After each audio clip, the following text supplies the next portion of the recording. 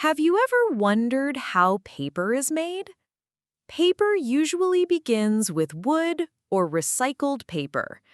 The material is broken down into tiny fibers, then mixed with water to create a soft, wet pulp. This pulp is cleaned and spread into a very thin layer. Next, heavy rollers press out the extra water. Then the sheet moves through heated dryers until it becomes strong and smooth. Finally, the paper is rolled, cut, and ready to be used for books, notebooks, packaging, and so much more.